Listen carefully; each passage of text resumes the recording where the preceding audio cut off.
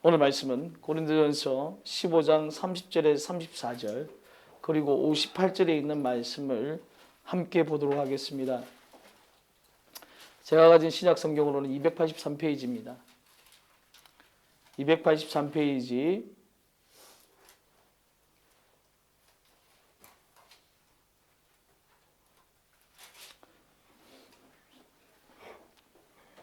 우리 다 같이 읽을까요? 283페이지 고린도전서 15장 30절에 34절 그리고 58절입니다. 58절은 우리 다 함께 그렇죠. 다 같이 읽도록 하겠습니다. 교도가 읽지 않고 다 같이 읽겠습니다. 30절에서 34절까지 읽고 그 다음에 58절입니다. 또 어찌하여 우리가 언제나 위협을 무릅쓰리요. 형제들아, 내가 그리스도 예수 우리 주 안에서 가진 바 너희에 대한 나의 자랑을 두고 단언하노니 나는 날마다 죽노라. 내가 사람의 방법으로 에베소에서 맹수와 더불어 싸웠다면 내게 무슨 유익이 있으리요. 죽은 자가 다시 살아나지 못한다면 내일 죽을 터이니 먹고 마시자 하리라. 속지 말라. 악한 동무들은 선한 행실을 더럽히나니 깨어 의를 행하고 죄를 짓지 말라. 하나님을 알지 못하는 자가 있기로 내가 너희를 부끄럽게 하기 위하여 말하노라. 58절입니다. 그러므로 내 사랑하는 형제들아, 견실하며 흔들리지 말고 항상 주의 일에 더욱 힘쓰는 자들이 되라. 이는 너희 수고가 주 안에서 헛되지 않은 줄을 알미라. 아멘. 자, 이제 많은 교회가 아니죠. 모든 교회가, 세상에 있는 모든 교회가 오늘 예수님의 부활절이라고 부활절 예배를 성대하게 치를 것입니다. 부활절은 날짜가 딱 정확하게 정해져 있어요. 바뀌지 않아요. 그래서 이 부활절은 성경에 딱 봐도 날짜가 정확하게 나옵니다. 그래서 부활절은 흔들리지 않기 때문에 세상의 모든 교회가 다 지키는 거예요. 부활절은. 그런데 이제 제가 저번에도 말씀드렸지만 이제 예수님의 탄생일이라든지 이런 거는 이제 날짜가 이제 각각 다릅니다. 그런데 이 부활절은 날짜가 딱 정해져 있어요. 근데 이제 이 부활절에 우리가 예배를 드릴 때에 세상의 모든 교회들이 기쁨으로 예배를 드릴 때에 저는 오늘 여러분들에게 죽어야 산다라고 말씀을 전하고 싶습니다. 죽어야 부활한다. 그래서 오늘 말씀 제목이 죽지 않으면 부활은 없다. 기쁨으로 함께해야 할 부활절 예배에 좀 어찌 보면 심각한 말씀일 수도 있지만 죽지 않으면 부활이 없습니다. 죽어야 부활이 있습니다. 예수님 그리스도께서도 죽으셨기 때문에 살아나신 거예요. 이걸 우리가 항상 잊지 말아야 돼요. 그러니까 죽지 않는데 어떻게 부활이 존재할 수 있겠습니까? 살아나심이 존재할 수 있겠습니까? 죽어야 돼요. 네. 오늘 말씀을 우리가 한번 보기를 원하는데, 자, 이 바울이 여러분들 잘 아시는 말씀입니다. 나는 날마다 죽노라. 이 말씀이 이제 성화에 대한 이야기를 하면서 많은 목회자들이 이야기를 합니다. 나는 날마다 죽노라. 그리고 구원을 이루어 가야 된다. 이런 말씀을 이제 이야기하면서 빌립보서에 나오는데 이런 이야기를 하면서 이제 성화에 대한 이야기를 합니다. 근데 이 성화에 대한 이야기를 하면서 무엇에 대해서 죽어야 되는지, 왜 죽어야 되는지에 대한 이야기는 잘 안 해요. 근데 오늘 이 고린도전서 15장 30절에 34절, 58절 이 본문 말씀 앞에 바울이 뭘 이야기하냐면 부활에 대해서 이야기를 하고 있는 거. 부활에 대해서. 네. 부활이 없으면 기독교도 없다. 네. 부활이 있기 때문에 우리가 믿는 것이다 라고 단호하게 이야기를 하는 가운데 이 바울이 하는 말이 나는 날마다 죽노라라는 말이 나온 거예요.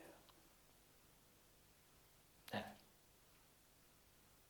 그러면서 바울이 왜 날마다 죽는다 이 이야기가 나왔냐면 바울이 복음을 전할 때 얼마나 많은 위협이 따랐습니까?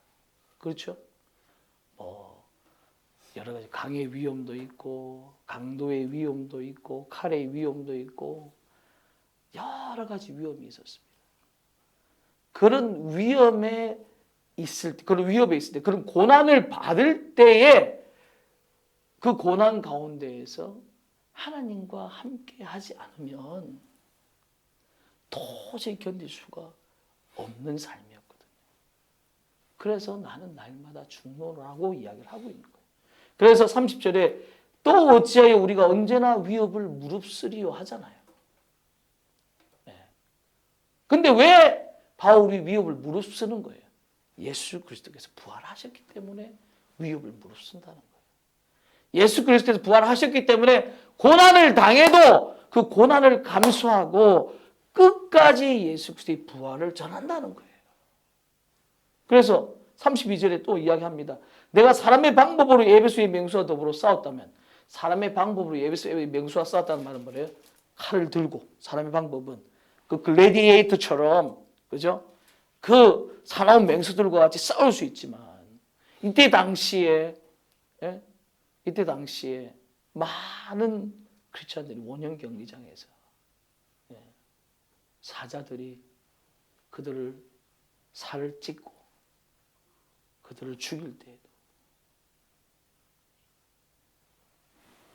십자가에 매달려서 불에 태우는 화형을 당할 때에도 못이 박히고 손과 발에 못이 박히고 십자가에 달려 그 고통을 당할 때에도 이들이 견디면서 나간 이유는 예수 그리스도의 부활이 있기 때문에 우리도 부활할 것이라는 믿음이 있었기 때문에 이들이 이와 같은 삶을 살았다는 거예요. 근데 그런 부활을 믿는 우리가 어떻게 죄 가운데 거할 수 있냐. 지금 이 34절에 그 이야기를 하고 있잖아요. 깨어 의를 행하고 죄를 짓지 말라. 하나님을 알지 못하는 자가 있기로 내가 너희를 부끄럽게 하기 위하여 말하노라. 예수 그리스도를 믿는 제자라고 한다면, 예수 그리스도의 부활을 믿는 제자라고 한다면 우리의 삶이 날마다 죽는 삶인데 그냥 내 성격 죽이고 내 그 자녀들의 어떤 여러 가지 나를 힘들게 하는 것에서 나 성격 죽여야지 이게 나에게 날마다 죽는 거다 이거 이야기하는 거 아니라는 거예요. 직장에 살면서 직장에서 상사가 나를 너무 괴롭게 물론 그런 것도 포함되겠지만 이런 거 이야기하는 거 아니에요. 내가 복음을 들고 내가 죽음을 각오하고 나아갈 때에 나에게 닥쳐오는 위험을 나는 감수하고서라도 그 위험을 나는 당하더라도 나는 예수 그리스도의 복음을 위해서 나가겠다. 죽음을 위해서 나가요. 그게 날마다 죽는 거예요.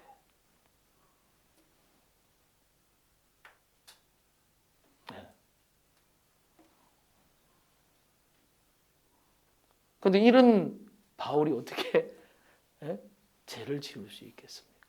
그런 결단과 각오로 나아가는데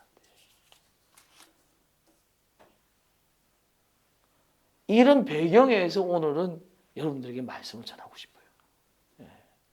이런 배경을 가지고 자 구원에는 세 가지 여정이라고 하기도 하고 서정이라고 하기도 하고 단계라고도 하는 세 가지 단계가 있어요. 성경 말씀이 나오죠. 첫 번째 단계가 뭐냐면 칭이라고 그러죠. 두 번째 단계는 성화라고 그러고 세 번째 단계는 영화라고 그래요. 우리 이제 지금 이제 뒤에 우리 자녀분들도 계시니까 첫 번째 스텝은 뭐냐면 구원의 첫 번째 스텝, first step of salvation이 뭐냐면 바로 justification이라고 그러죠. 그리고 두 번째 스텝스는 뭐냐면 sanctification이라고 그래요. 그리고 세 번째 세 번째 스텝스는 glorification이라고 그래요. 이 세 가지 단계가 있다는 거예요. 구원에. 첫 번째 단계는 뭐냐면 칭의라고 이야기했죠. 첫 번째 단계는 뭐냐면 이 칭의는 뭐냐면 내가 예수 그리스도를 믿을 때에 옛 삶을 버리고 예수 그리스도를 믿으면서 옛 삶을 버리고 새로운 삶으로 살아가는 것. 이게 칭의예요. 예수 그리스도의 은혜로 인하여 내가 구원을 얻었으니 이제는 내가 내 옛 모습들을 다 버리고 이제는 예수 그리스도만을 위하여 살아가겠다라고 결단하는 것이 바로 이 칭의입니다. 그런데 뭐만 이야기하냐면 예수 그리스도만 믿으면 예수 그리스도의 은혜로 구원받아서 구원받았다 요까지만 이야기를 하는 거예요. 요까지만. 내가 새로운 삶을 살아야 된다는 걸 이야기하지 않아. 네? 그러니까 내가 예수 그리스도를 믿었는데 그 믿는 그 사람은 여전히 뭐에 있어요? 죄 가운데 있어요. 여전히 옛 삶을 버리지를 못해. 그러면 칭의 단계부터 잘못된 거예요. 어긋난 거예요. 예수 그리스도와 더불어 함께 내 옛 삶을 죽었다면 예수 그리스도와 더불어 나는 새롭게 부활하는 거예요. 그게 칭이라는 거예요. 진짜 칭이라는 거예요. 그래서 오늘 말씀 로마서 6장 3절에 보면 오늘 본문 말씀이 아니라 로마서 6장 3절에 보면 무릇 그리스도 예수와 합하여 세례를 받는 우리는 그의 죽으심과 합하여 세례를 받는 줄 알지 못하느냐. 그러므로 우리가 그의 죽으심과 합하여 세례를 받음으로 그와 함께 장사되었나니 이는 아버지의 영광으로 말미암아 그리스도를 죽은 자 가운데서 살리심과 같이 우리도 또한 새 생명 가운데서 행하게 하려 함이니라. 이게 진짜 칭이라는 거예요. 예수를 믿는데 나는 안 죽었어? 이건 믿는 게 아니라는 거예요. 로마서 10장 9절에 마음으로 믿어 의에 이르고 의어 입으로 신하여 구원에 이룬다라고 이야기했는데 그 마음으로 믿는다는 게 뭐냐면 내가 예수 그리스도를 믿음으로 받아들였다면 나의 옛 삶은 죽여야 돼. 그게 진짜 칭이라는 거예요. 그게 예수를 믿는 첫 단계라는 거예요. 시작의 첫 단추를 매는 거예요. 쉽게 이야기해 봅시다. 우리가 6월절에 우리가 죄를 지었을 때 그 이스라엘 백성들이 죄를 지었을 때 어린 양을 데리고 오잖아요. 어린 양을 데리고 와서 그 손에 왜 안수를 합니까? 어린 양을 데리고 와서 그 손에 왜 안수를 합니까? 왜 핸드온 하냐고. 우리의 죄를 전가시키기 위해서 핸드온 하는 거예요. 우리의 죄를 트랜스퍼하기 위해서 핸드온 하는 거예요. 맞잖아요. 그렇잖아요. 그러면 그 어린 양이 지금 누굽니까? 어린 양이 예수 그리스도라고 이야기하시지 않습니까? 성경 말씀에. 그러면 우리가 예수 그리스도를 믿을 때 우리의 죄를 누구한테 떠넘기는 거예요? 예수 그리스도께 떠넘겼어. 떠넘긴 거예요? 여러분 진짜 예수 그리스도께 떠넘겼어? 죄를 떠넘겼냐고요. 진짜 죄를 떠넘겼냐고요. 떠넘겼다고 하는 그 사람이 도로 그 죄를 예수님에게 떠넘긴 그 죄를 도로 가져와서 도로 살 수 있냐는 거지. 그럴 수는 없어요.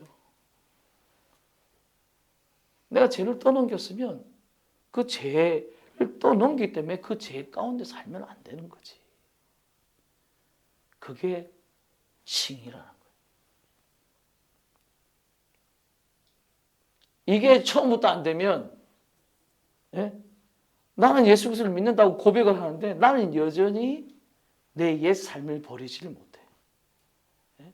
나는 여전히 그와 똑같은 삶을 살아요. 그럼 그게 어떻게 칭의가 될 수 있어요? 그게 어떻게 성화의 단계, 제자의 삶으로 살아갈 수 있냐고요. 그게 안 되는데 어떻게 내 자신을 바울과 같이 버리고 위험을 무릅쓰고라도 복음을 위해서 살아갈 수 있냐고요. 못 살아간다.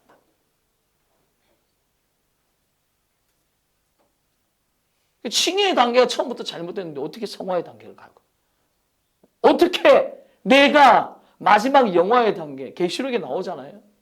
마지막 영화의 단계, 어떻게 내가 예수 그리스도를 위해서 내 목숨까지 내어줄 수 있냐고요.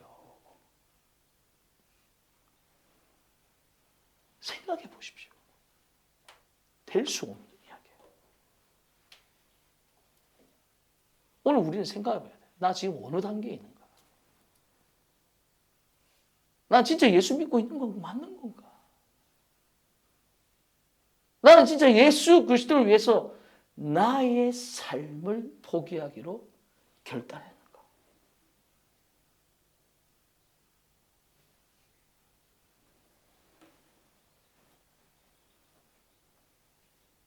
자, 우리 한번 봅시다. 출애굽기 12장을 보면요, 이제 유월절에 대한 그 유월절 예식에 대한 내용이 쫙 나와요. 유월절을 어떻게 지켜야 되는지 예식에 대한 내용이 나와요. 근데 우리가 지난 시간에 유월절에 대해서 배웠어요. 유월절의 어린 양이 누구를 이야기한다고요? 누구를 의미한다고? 예수 그리스도를 의미하는 걸 배웠어요. 그렇죠? 그렇죠. 그럼 애굽의 종된 삶이 뭐예요? 우리가 옛날 예수 그리스도를 믿기 전에 마귀에게 끌려 마귀의 종되어서 살아가는 그 옛 삶을 이야기하는 거잖아요. 그것도 배웠어요. 그래서 출애굽하는 것이 뭐냐? 홍해를 건너는 것이 뭐냐? 그것이 곧 칭의. 내가 이제 그 옛 삶을 버리고 홍해를 건너. 그걸 고린도전서 10장에는 뭐라고 이야기하냐면 그 물 가운데 세례를 받았다고 이야기해요. 그래서 나는 이제는 그 애굽의 삶을 버리고 광야의 길로 들어서지만 그 광야의 길이 이제는 하나님과 더불어 살아가는 삶이야. 비록 아무것도 없지만, 비록 그 광야의 삶은 하나님의 공급하심이 없으면 아무것도 할 수 없는 삶이야. 그러나 그 옛 삶을 청산한 거야. 그게 칭의예요. 칭의의 구원이라는 거예요. 그렇죠? 그런데 그 칭의의 구원에 대해서 이야기하면서 그래서 그 유월절 예식을 지키는 거예요. 그 유월절 예식을 지키면서 7일 동안 그 유월절 예식을 지키고 8일째도 또다시 1일째와 마찬가지로 하나님 앞에 예배를 드리는데 그 첫날부터 제일 먼저 하는 게 뭔지 아세요? 유월절 첫 예식에 제일 먼저 하는 게 뭔지 아느냐고. 유월절 예식에 제일 먼저 하는 게 집안의 누룩을 제거하는 거예요. 집안의 누룩을 제거하는 거예요. 제일 먼저 하는 게 누룩을 제거하는 거란 말이에요. 우리가 누룩에 대해서는 많은 이야기 합니다. 예수님께서는 뭐 서기관과 바리새인의 누룩을 버리라, 누룩을 삼가하라 이야기를 하시고 또 마태복음 13장에 보면 천국을 누룩에 비유하기도 합니다. 그런데 일반적으로 누룩이라는 건 뭐냐면 죄를 이야기하는 거예요. 어디에 나오느냐? 고린도전서 5장에 나온다. 고린도전서 5장 6절부터 한번 읽어보시기 바랍니다. 고린도서 5장 6절부터 찾으신 분이 한번 읽어주시기 바랍니다. 6절부터 13절까지 시간이 좀 걸리더라도 중요한 내용이기 때문에 우리 한번 찾아서 읽어보기를 원합니다. 5장 6절. 예, 6절. 너희가 자랑하는 것이 옳지 아니하도다. 적은 누룩이 온 땅에 퍼지는 것을 알지 못하느냐. 너희는 누룩 없는 자인데 새 덩어리가 되기 위하여 묵은 누룩을 내어버리라. 우리의 유월절 양 곧 그리스도께서 희생되셨느니라. 이러므로 예. 우리가 명절을 지키되 묵은 누룩으로도 말고 악하고 악의에 찬 누룩으로도 말고 누룩이 없이 오직 순전함과 진실함의 떡으로 하자. 계속 읽어보세요. 내가 너희에게 쓴 편지에 음행하는 자들을 사귀지 말라 하였거니와 이 말은 이 세상에 음행하는 자들이나 탐하는 자들이나 속여 빼앗는 자들이나 우상 숭배하는 자들을 도무지 사귀지 말라 하는 것이 아니니 만일 그리하려면 너희가 세상 밖으로 나가야 할 것이라. 이제 내가 너희에게 쓴 것은 만일 어떤 형제라 일컫는 자가 음행하거나 탐욕을 부리거나 우상 숭배를 하거나 모욕하거나 술 취하거나 속여 빼앗거든 사귀지도 말고 그런 자와는 함께 먹지도 말라 함이라. 밖에 있는 사람들을 판단하는 것이야 내게 무슨 상관이 있으리오마는 교회 안에 있는 사람들이야 너희가 판단하지 아니하랴. 밖에 있는 사람들은 하나님이 심판하시려니와 이 악한 사람은 너희 중에서 내쫓으라. 명확하죠? 예. 그런데 이 칭의에 대한 이야기를 하면서 이 부활절과 유월절이 같은 날이에요 또. 그죠? 예수님 이 부활절이 유월절이 이 부활절의 그림자, 이 부활절에 대한 설명이죠. 그죠? 그런데 그 부활절에 예수 그리스도께서 어린 양이 되시고 우리가 그 예수 그리스도를 믿는 믿음 가운데 들어가는데 제일 첫날 유월절 예식이 뭐냐면 누룩부터 제거하는 거예요. 7일 동안. 그러면 내가 진짜 예수 그리스도를 믿는다는 것은 뭐냐면 그러니까 내가 진짜 구원의 여정으로 들어가는 첫 번째 단계는 뭐냐면 내 죄를 철저하게 회개해야. 그래서 내 과거의 삶을 벗어 던져야. 내가 죽어야. 이제 내가 하나님의 백성으로서의 삶을 시작하는 거예요.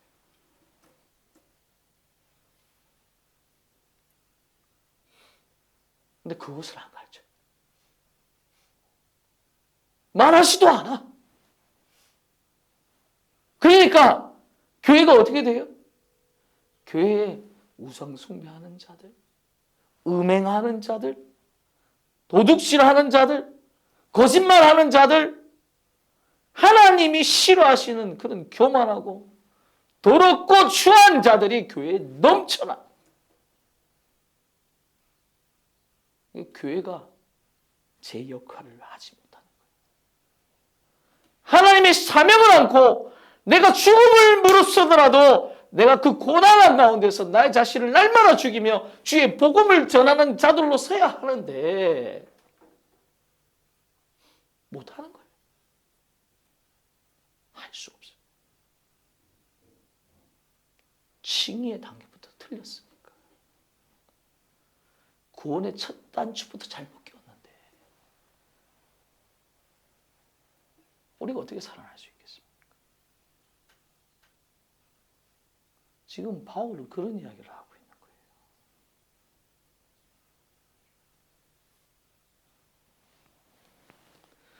로마서 8장에 보면 두 번째 성화의 단계를 우리 한번 생각해 봅시다.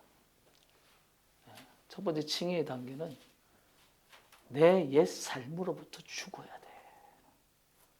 그래야 내가 새 삶으로서 예수 그리스도의 진짜 성도로서 살아가는 거예요. 근데 가만히 한번 보세요. 예수님의 제자들을 한번 살펴보세요. 예수님을 따른다고, 그죠? 예수님을 따른다고 자기의 삶을 다 포기했잖아. 버렸잖아요. 예수를 믿는다고 첫 번째 싱의의 단계로 들어섰어요. 들어섰는데 3년 동안 예수님께 가르침을 받고 3년 동안 예수님의 기적을 바라보고 3년 동안 예수님과 함께 하면서도, 그죠? 그들이 어떠한 삶을 살아요?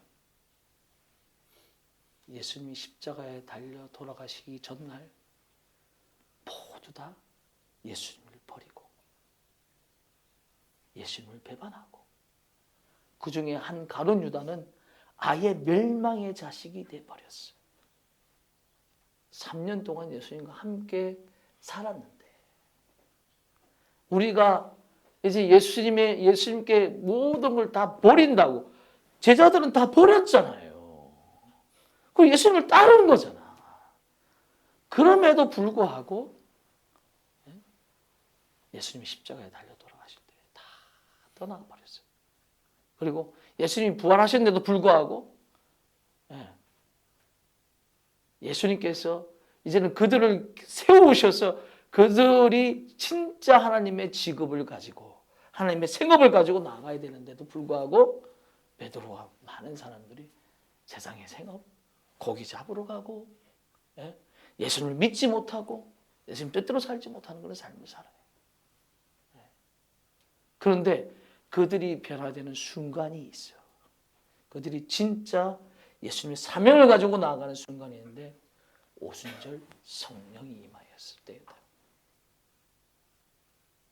이제 예수님께서 부활하시고 이제 이들에게 예수님께서 사명을 심어줍니다.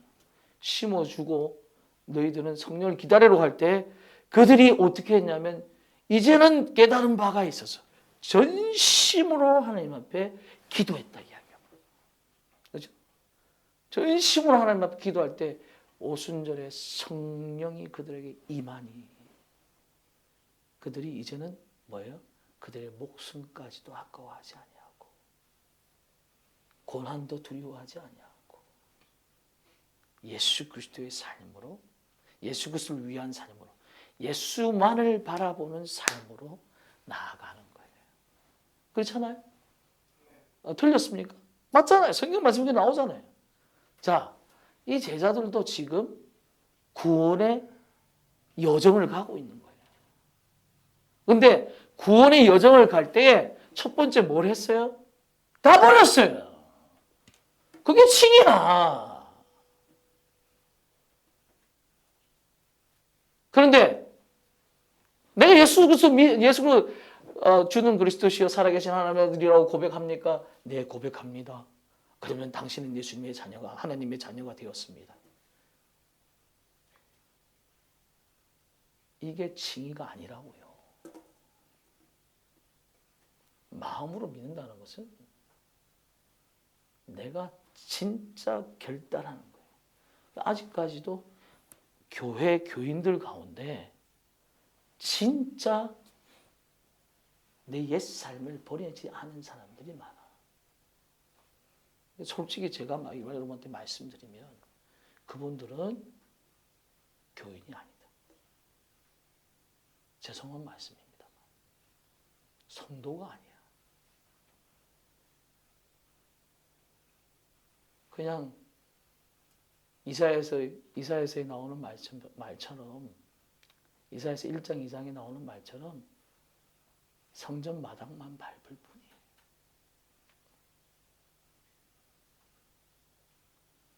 그래서 이사야 그러잖아요. 성전 마당만 밟을 뿐이다. 제사만 드린다고 해서 되는 게 아니에요. 성전 마당만. 오라 우리가 여호와께로 돌아가자. 너희 죄가 주음 같을지라도 눈과 같이 해주리. 너희 죄가 진홍 같을지라도 양들같이 해지리라. 마당만 밟는다고 교인 아니냐고. 내 옛 삶을 버려야 돼. 저도 모태신앙이거든요. 제가 진짜 예수를 믿는다고 정말 마음으로 믿어 예수를 믿는다고 한 거는 얼마 되지 않아요. 47, 8년 동안 그냥 교인으로 살았어요. 근데 말씀을 그렇게 많이 보고 해도 못 깨달았는데 이제 깨닫는 거예요. 진정한 하나님의 백성이 되기를 원하십니까? 네? 구원의 첫 단계부터 잘 되고요. 그러면 흔들리지 않아요. 변할 수 없어요. 그러고 난 다음에 이제 성화의 단계로 가는 거예요. 네?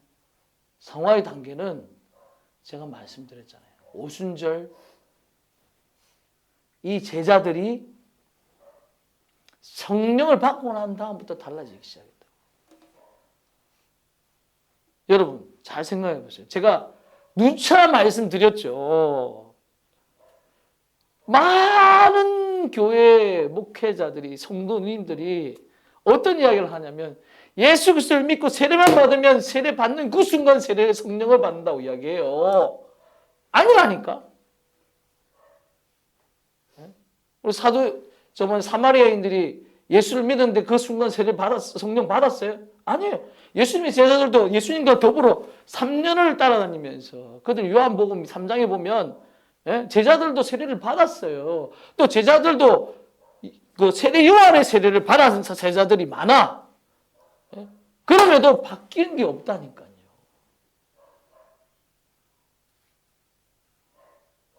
그런데 세례를 받고 난 다음에 성령을 받고 난 다음에 이들이 어떻게 됩니까?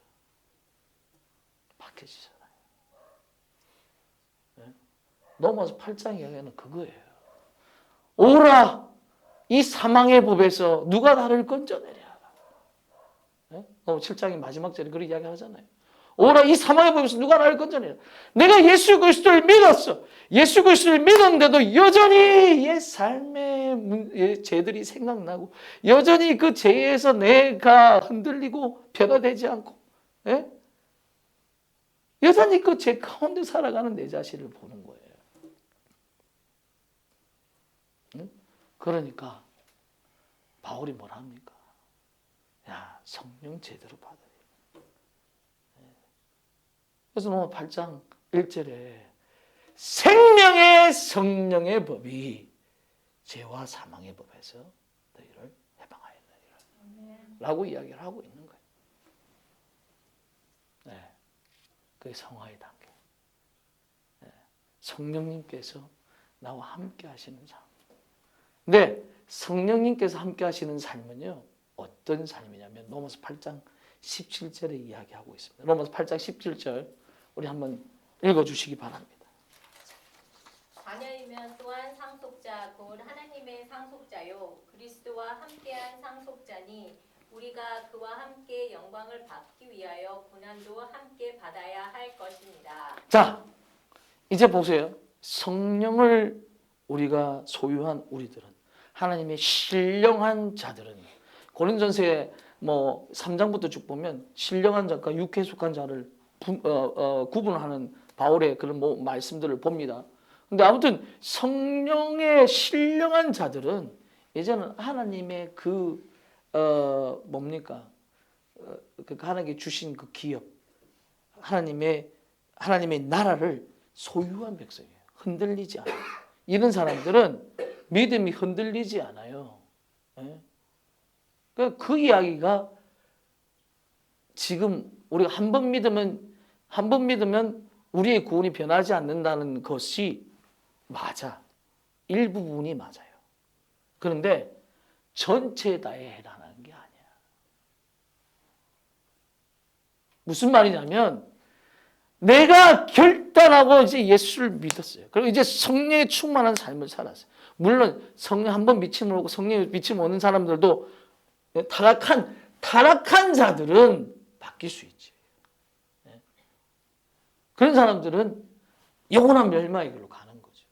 그러나 그게 아니라 정말 내가 예수 그리스도를 믿고 예수 그리스도를 끝까지 붙들고 나아가는 자들은 하나님의 유업이 이미 그들에게 허락된 거예요. 하나님 나라가 이미 그들에게 허락되었어요. 그래서 영원한 구원을 허락받은 거예요. 그런데 이들에게 주어지는 또 다른 하나님의 은혜가 있으니, 제가 은혜라고 말씀드렸습니다. 은혜가 있으니 그게 뭐냐면 고난이다. 성화의 과정을 거치는 사람들은 고난도 함께 받는 거예요.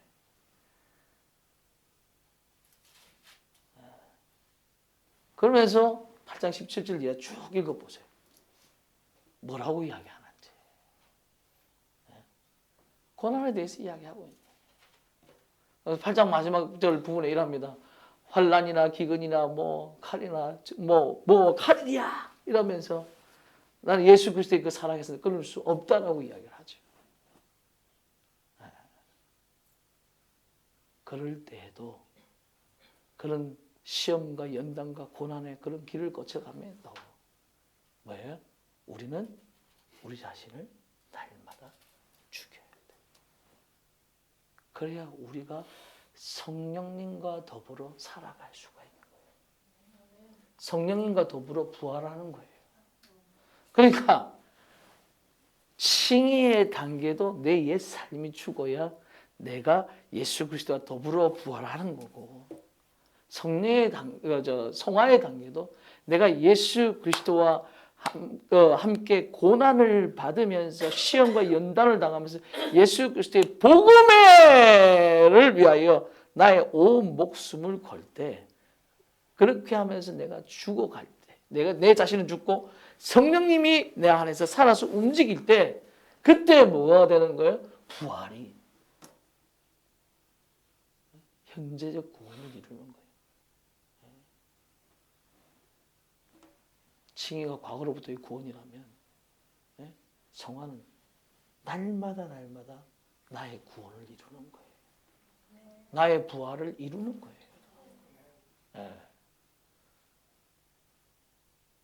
그러니까 이게 얼마나 중요합니까?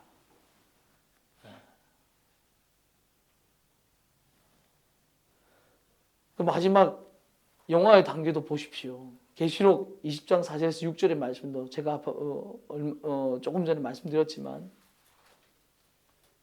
계시록 20장 4절에서 6절을 보십시오. 이런 영화의 단계에 들어가는, 이 첫째 부활에 들어가는 사람들은 이런 단계를 제대로 거쳤어요.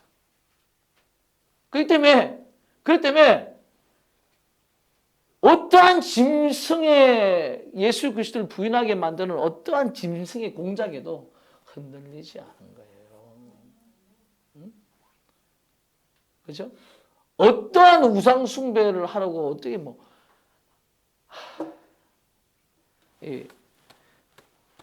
이 바늘 찌른다고 해서 그게 아닙니다. 중요한 거는 짐승에게 경배하느냐 안 하느냐, 내가 세상에 굴복하느냐 안 하느냐, 내가 하나님을 일을 하는 것을 포기하느냐 안 하느냐에 달려있는 거지, 이 바늘에 달려있는 게 아니에요. 그래서 그와 같은 사람들은 첫 번째 부활에 참여하는 거죠. 둘째 사망이 그들을 건들지도 못합니다. 첫 번째 부활에 참여. 죽음이 그들을 건들 수도 없어요. 진짜 예수와 더불어 죽었기 때문에. 진짜 예수님이 오실 때는 진짜 예수님과 더불어 왕노릇하는 거예요. 빌립보서 2장 5절에서 11절에 있는 말씀이 예수님에게만 해당되는 게 아니에요. 우리한테도 이제 해당된다. 결국은. 너는 이 예수의 마음을 품으라 이야기하시고, 예수님께서 이 땅에 종의 행체를 빌어 이 땅에 오셨어. 죽기까지 복종하심으로 십자가에 달려 죽으셨지. 죽기까지 복종하시고, 죽기까지 복종하시니까 하나님께서 그를 높이 들어 온 세상 만물들이 예수의 무릎 앞에 무릎 꿇게 하셨다. 우리는 예수 닮는 사람들인데, 우리는 예수와 더불어 살아가는 사람들인데, 이 첫 번째 부활에 참여하는 자들, 진짜 영화의 단계로 나아가는 자들은 그와 같은 예수님과 동일한 은혜를 누리는 거예요. 그래서 내가 보자들을 보니 거기 앉는 자들이 있어 심판하는 권세를 받았더라. 또 내가 보니 예수의 증거와, 예수의 증거라고 이야기하잖아요. 성화의 단계를 거치면서 내가 예수 그리스도의 복음을 전한다고 하는 크리스찬들이 복음도 제대로 전하지 못해. 말 한마디 제대로 하지도 못해. 하나님의 말씀을 인하여 하나님의 말씀을 인하여 목배임을 받은 자들의 영혼들과 또 짐승과 그의 우상에 경배하지도 아니하고 이마와 손에 그의 표를 받지도 아니한 자들이 살아서 그리스도와 더불어 1000년 동안 왕노로 다니니 그 나머지 죽은 자들은 1000년 차기까지 살지 못하더라. 이는 첫째 부활이라.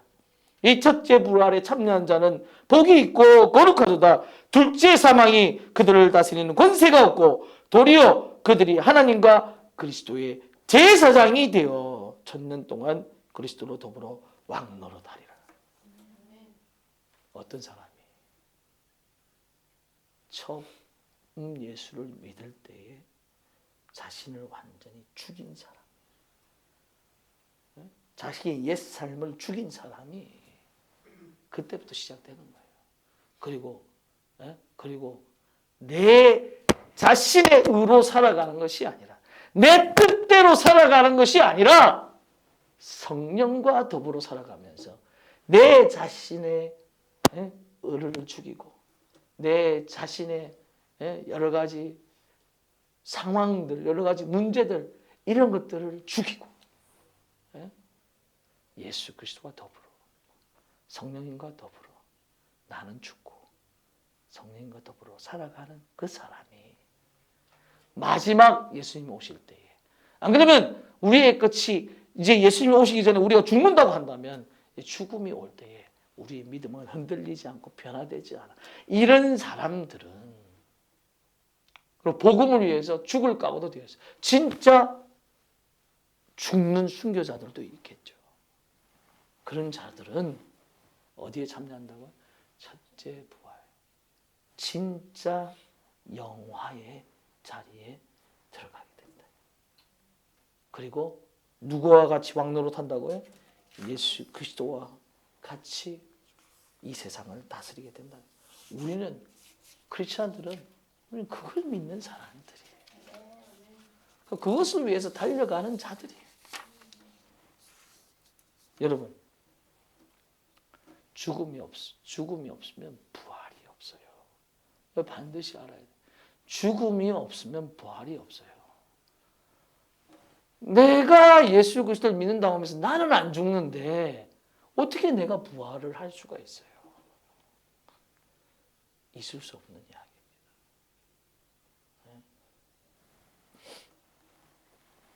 예수 그리스도의 십자가에 죽음이 있기 때문에 기쁨이 있는 거예요.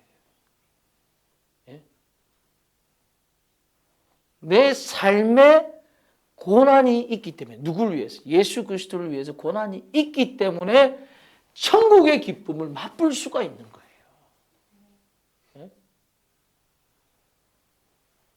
지금도, 아니 마지막 날의 천국의 기쁨을 이야기하는 거 아니에요. 마지막의 날의 천국의 기쁨도 맛보지만 내가 어떠한 고난을 당한다 할지라도 성령님이 나와 함께 하시기 때문에 힘들고 어려워도 나는 뭐예요? 기쁘지. 왜? 천국의 기쁨 맛. 내가 죽었기 때문에 가능해. 내가 성화의 자리로 항상 나아가기 때문에 가능한 거야. 여러분, 죽는 부활의 기쁨보다 죽는 과정이 더 중요한 거예요. 죽는 과정이 더 좋아. 부활의 기쁨은 어차피 죽는 과정을 잘 거친 사람은 누리게 되어 있어요. 근데 부활의 기쁨을 누리려고 죽지 않으면, 죽는 과정을 거치지 않으면 부활의 기쁨을 누릴 수가 없어요. 모두 다 지금 예수님께서 부활하셨네, 할렐루야 살아나셨네 하는데 자신은 죽지 않고 부활의 기쁨을 누려? 있을 수 없는 거예요. 그 부활의 과정을 누리려고 한다면 오늘 말씀하시잖아요. 오늘 말씀 34절이고 58절에 나오는 거예요. 네? 깨어 을을 행하고 죄를 짓지 마라. 이게 자기를 죽이는 거예요. 네? 견실하고 흔들리지 말고 항상 주의 일에 힘쓰는 자들아. 이게 부활의 기쁨에 참여하는 죽음의 과정을 거치는 사람들입니다. 네? 늘 흔들리고, 믿음에 흔들리고, 사람 때문에 흔들리고, 이 사람이 이런 말 하면 이 말에 막 흔들려가지고 넘어지고, 저 사람이 저런 말 하면 또 저 말에 흔들려가 넘어지고, 내가 하나님의 믿는 믿음 안에 똑바로 서 있으면 사람에 의해서 흔들리지 않아. 네? 왜? 나는 다른 거 다 필요 없고 복음만 전할 것이기 때문에. 나는 세상의 즐거움에 관심 없고 세상에 주는 기쁨에 관심 없고, 나는 그 죄에, 세상에서 주는 그 기쁨과 관심이 전부 다 대부분 다 죄와 연결되어 있잖아. 그 죄에 관심이 없기 때문에 흔들리지 않아요. 주의 일에 힘쓰는 자들, 복음만을 가지고 나아가게 되어 있어요. 여러분들은 어떤 길을 택하겠습니까? 매년마다 다가오는 부활의 기쁨만 누리고 진짜 천국에 못 들어가는 삶을 살겠습니까? 아니면 내 자신을 진짜 죽이고 십자가를 위하여 날마다 성령과 더불어 살아가면서 어떠한 고난이 오더라도 나는 복음을 위해서 그 고난도 그 죽음도 각오하겠다. 그래서 진짜 어려움이 다가와, 진짜 삶의 문제가 다가와, 그럼에도 불구하고 하나님, 저는 죽었습니다. 하나님께서 알아서 하여 주시옵소서. 그러면서 그 죽음의 과정을 거치는 삶을 살겠습니까? 그 죽음을 거치는 사람들은 성경에 분명히 나와 있듯이 진정한 부활의 기쁨을 누리게 될 것입니다. 우리 다 함께 기도하도록 하겠습니다. 아버지 하나님, 감사함을 드립니다. 우리에게 예수 그리스도의 부활의 기쁨을 허락해 주셔서 감사합니다. 그 부활의 기쁨은 우리를 죽이는 길입니다. 성령과 더불어 살아가는 길이고, 고난에 아버지 하나님 주저하고 넘어지는 자들이 아니고, 그 고난을 맞서 받으며 싸우며 예수 그리스도의 복음을 위하여 달려가는 자들입니다.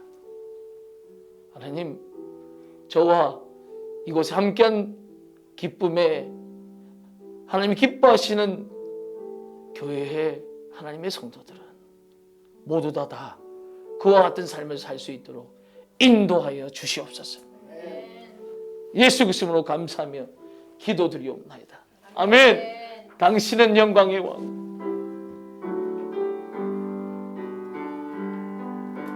당신은 영광의 왕, 당신은 평강의 왕, 당신은 하늘과 땅의 주, 당신은 정의의 아들. 아멘. 천사가 무릎 꿇고 예배하고 경량하네. 영원한 생명 말씀 당신은 예수 그리스도 주. 아멘. 오산나 다윗의 자손께 오산나 불러 왕 중에 왕 높은 하늘의 영광을 예수 주 메시아네. 오산나 다윗의 자손께 오산나 불러 왕 중에 왕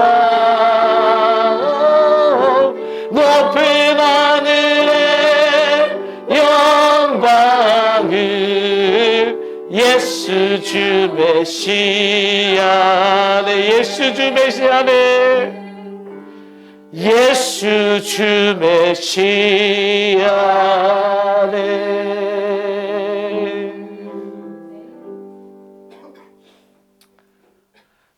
사랑의 주님, 예수님은 곧 우리의 메시아이심을 믿습니다. 이제는 예수님의 진정한 제자가 되어서 우리 자신을 부인하고 우리 자신의 십자가를 지고 복음을 위하여, 하나님 나라를 위하여 그 고난도 감수하며 나아가겠습니다. 우리를 붙들어 주시옵소서.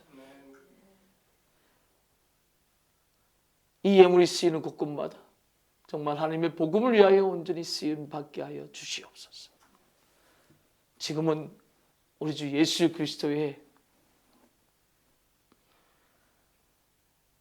한없는 사랑과 십자가에서 정말 우리의 죄를 위하여, 정말 우리를 구속하기 위하여 그 흘리신 그 피의 사랑과 하나님의 그 지극하신 은혜, 죽을 수밖에 없는 우리들을 건져내신 그 은혜와 성령님, 우리는 날마다 우리가 살아나지만 우리를 죽으라 하시며 우리를 하나님의 그 귀한 길로 이끄시는 그 성령님의 교통하심, 성령님의 그 은혜, 그 사랑, 지금 이 자리에 모여있는 저희들과 하나님을 사모하는 모든 자들 위해 지금부터 영원토록 함께하여 주시옵소서. 예수 그리스도의 이름으로 감사하며 기도하옵나이다. 아멘.